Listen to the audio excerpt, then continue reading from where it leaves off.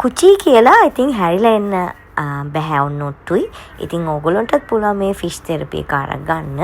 ඉතින් අනිවාර්යෙන්ම පතාය ගියොත් මේ ෆිෂ් තෙරපි එක අරගන්න අමතක කරන්න එපා.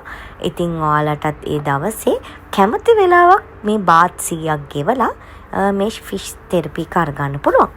ඉතින් අපිත් ඇත්තටම කිව්වොත් මුලදී ඒක ඇතුළට කකුල් දාන්න කැමතුනේ නෑ. මොකද අපේ ඒ කියන්නේ අපිට ඒ දැනෙන ෆීලිං එක දරා ගන්න බැරි වෙයි කියලා. ඉතින් ඇත්තටම හරිම කුචි.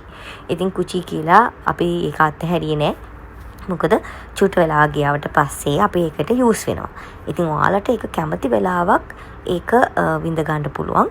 ඉතින් අපිත් අන්තිමේට පැයක් විතර කකුල් දෙක දාගෙන හිටියා මේ ටැන්ක්ස් වලට. හැබැයි මේකේ නෙගටිව් පැත්ත ගැන කියනවා නම් කකුල් වල තුවාල හරි මොන හරි දෙයක් වෙලා තියෙනවා නම් මේක රිස්ක් එකක් ගන්න එපා. මොකද විස බීජ යන්න පුළුවන්. ඉතින් පතාය ගියොත් අනිවාර්යයෙන්ම ෆිෂ් තෙරපි එකක් ගන්න.